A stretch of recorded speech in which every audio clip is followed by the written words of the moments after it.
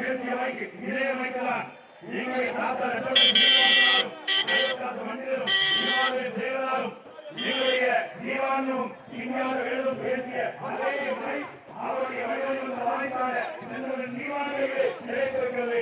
இந்த மனைச்சிலே செலுத்துகிற இந்த வாக்கு என்பது இனமான விளக்கும், நம்முடைய சமமான விளக்கும்.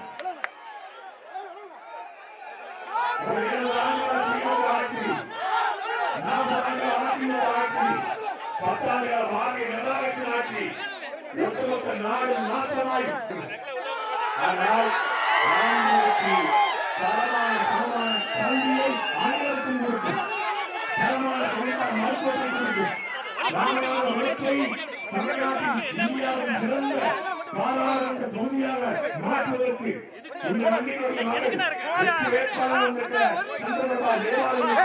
வாக்களிக்க வேண்டும். ராமநாதபுரம் அப்படின்னாலே காஞ்சிபுரம் ஊரு, சாமி ஊரு, ஒரு காஞ்சிபுரம் பகுதியில் சொல்றாங்க. தொண்டி அதிகமாக மீனவர்களும் வியாபாரிகளும் வர்த்தகரும் இருக்கிற நிலம். இந்த நிலத்தில்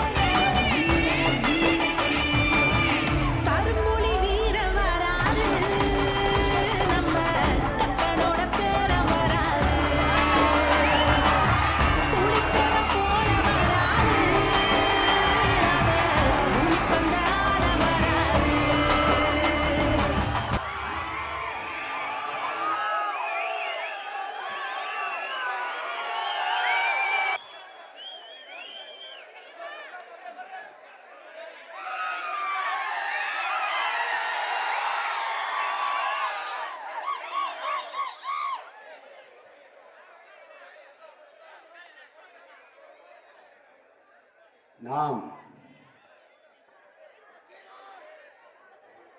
யாரென்றே தெரியாத அடையாளமற்ற எளிய மக்கள்.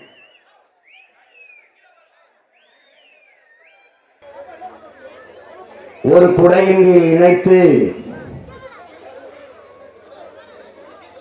ஒற்றை கொடி உறவில், தமிழ் மொழி கொடி உறவில் இணைத்திருப்பது நமது உயிர் தாய்மொழி தமிழ். நாம் நீண்ட நெடிய வரலாற்று பெருமை கொண்ட தமிழர் என்கிற தேசிய இனத்தின் மக்கள். நமக்கென்று ஒரு பாரம்பரியம் உண்டு, நமக்கென்று பெருமை மிக்க பரம்பரை உண்டு. நாம் எப்போதும் எதிரிகளால், அவர்களின் வீரத்தால் வீழ்த்தப்பட்டவர்கள் அல்ல, நம் உடனே பிறந்த இரத்த துரோகங்களால் வீழ்த்தப்பட்டவர்கள். ஆனால் அத்தனை துரோகங்களையும் வீழ்த்தி தமிழ் தேசிய மக்கள் எழுச்சியும் புரட்சியுமாக எழுந்து ஒரு மாபெரும் அரசியல் வரலாற்றை இன்று நாம் எழுதி கொண்டிருக்கிறோம். எல்லோரும் நம்மை பார்த்து அஞ்சுகிறார்கள், நடுங்குகிறார்கள். இவர்கள் எல்லாம் ஒரு ஆளா? இன்றும் கூட இந்த தேர்தலில் நம்மை புறக்கணிக்க பார்க்கிறார்கள். அவர்களுக்கு இருக்கிற அதிகார செல்வாக்குகளை பயன்படுத்தி ஊடகத்தில் நம்மை நிராகரிக்க பார்க்கிறார்கள். சின்னத்தை 6 தேர்தல்களில் நாம் போட்டியிட்ட அந்த சின்னத்தை எடுத்துக்கொண்டு இன்றைக்கே போட்டியிலே நாம் இல்லாதது போல புறக்கணிக்கிறார்கள். என் உயிர் தம்பி தங்கைகளே, புறக்கணிக்கப்பட்ட இனத்தின் மக்கள் ஒரு நாள் தங்களுக்கான வரலாற்றை தாங்களே எழுதுவார்கள் என்று புரட்சியாளர் அம்பேத்கர் போதிக்கிறார்.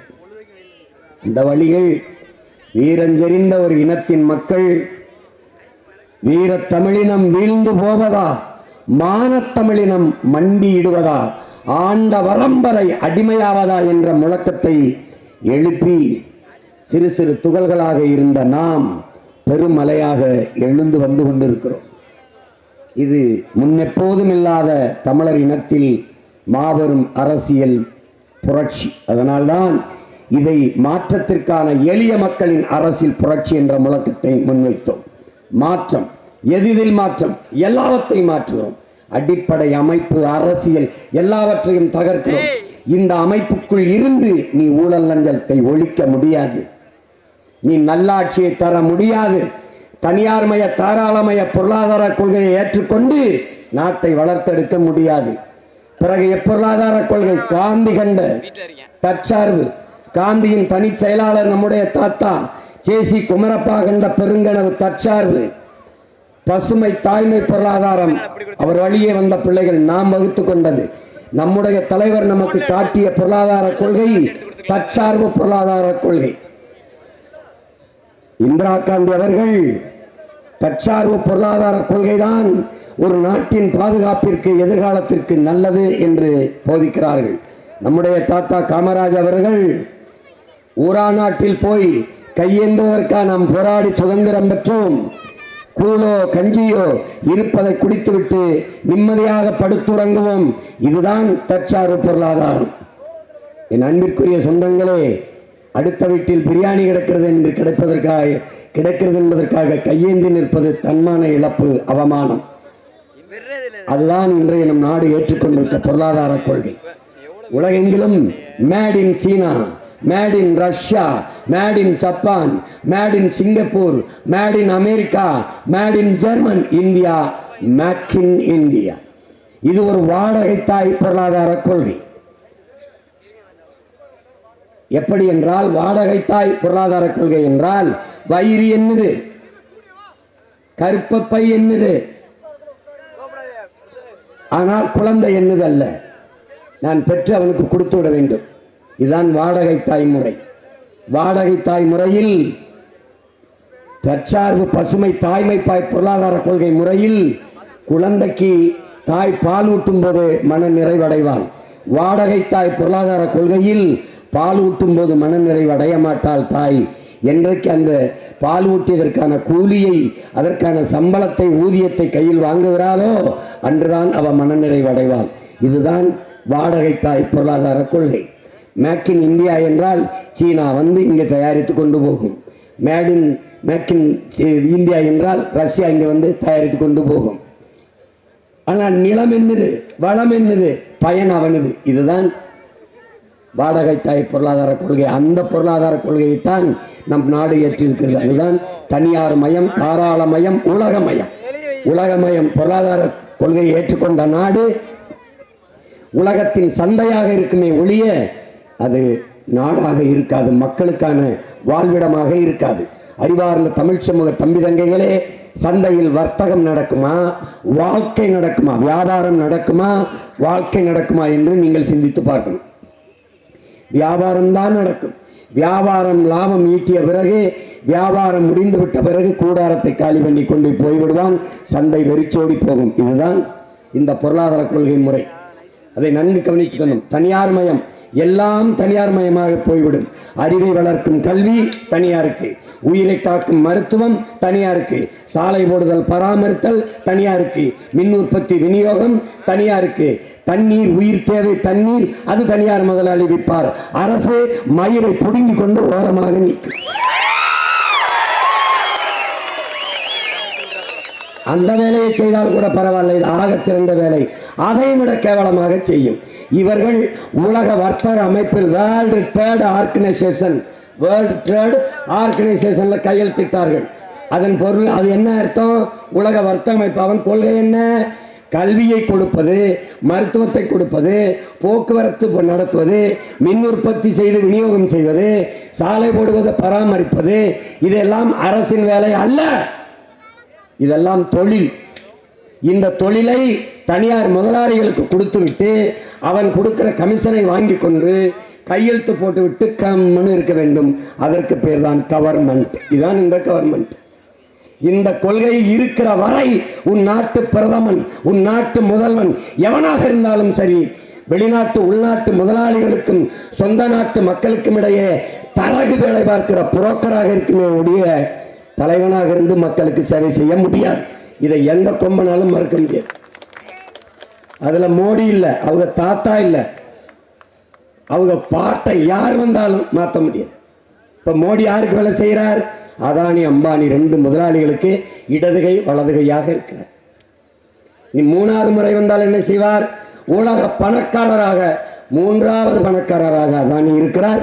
அடுத்த முறை வந்தால் 1வது பணக்காரராக இருப்பார். இந்தியாவில் தான் உலகத்தின் மிகப்பெரிய பணக்காரன் இருக்கிறான். இந்தியாவில் தான் 28 கோடி மக்கள் இரவு உணவில்லாமல் படுக்க செல்கிறார்கள். பல கோடிக்கணக்கான பச்சிளம் குழந்தைகள் பசியோடு படுத்து தூங்க போகிறார்கள். இதை நன்கு கவனித்துக்கிறீர்கள். நீங்கள் தொலைக்காட்சியை திருப்புங்கள், நீங்கள் வலையொலியை தொடங்குங்கள், பாருங்கள். இவள் பெயர் குஷி. இவள் பூஞ்ச நோய்பட்டு ஊட்டச்சத்து இல்லாமல் வாடி கிடக்கிறாள். தாயின் மடியிலே வதங்கிய பிஞ்சு, தந்தையின் தோளிலே வாடிய குழந்தை அப்படியே மயங்கி கிடப்பார்கள். எலும்பும் தோறுமாக கண்ணு உள்ளே போய் கண்ணம் ஒட்டி போய் பூஞ்ச நோய்பட்டு சத்தற்ற உணவு சத்துள்ள உணவு சாப்பிட முடியாமல் சத்தற்ற உணவு தின்னு நோய்பட்டு கிடக்கிறார்கள். தேசத்தின் எதிர்கால பிஞ்சுகள் வாடி கிடக்கிறார்கள். தொண்டு நிறுவனங்கள் கையேந்துகிறது. உங்கள் வருமானத்தில் உங்கள் பிள்ளைகளைப் போல இந்த பிள்ளைகளும் கூட்டமாக வளர ஒரு 500 ரூபாய் கொடுத்து உதவுங்கள் என்று.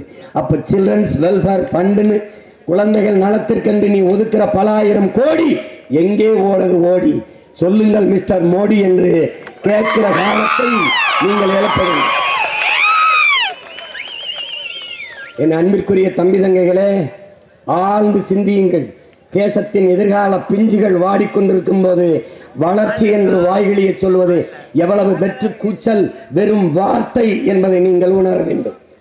அறிவார்ந்த தம்பி தங்கைகள் மிக ஆழமாக இந்த தேர்தலை ஆழ்ந்து சிந்தித்து அணுக வேண்டும். வழக்கம் போல தேர்தல் என்றால் மது கொடுப்பார்கள், பிரியாணி கொடுப்பார்கள், பணம் கொடுப்பார்கள் என்று அதோட அதற்கப்புறம் முடிஞ்சு போனது. 500 ரூபாய் கொடுப்பான். கேட்டவர் அம்மாட்ட என்ன பண்ணேன்னு, 5 நாள் பசியாமல் சாப்பிட்டோம்னு. அப்புறம் 5 வருஷம் பட்டினி கிடப்பியே, அதையும் யோசிக்கல. இந்த 500 ரூபாய் யாரு காசுன்னு கேட்டேன். நம்ம காசு தானப்பான்னு. நம்ம காசு ஏன் நமக்கு இல்லாமல் அவன்கிட்ட போச்சு? அவன் திருட்டு பய, ஒரே வார்த்தை சொல்லுது, அந்த திருட்டு பயில்கிட்ட நாட்டை கொடுத்தா விற்பானா வச்சிருப்பானா? நீ நோட்டை வாங்கிட்டு ஓட்ட போடுற, அவன் அந்த ஓட்டை வாங்கிட்டு போயிட்டு அவன் நோட்டை வாங்கிட்டு போயிட்டு நாட்டை விற்கிறான். இவ்வளவுதான் நடக்கிற வித்தியாசம்.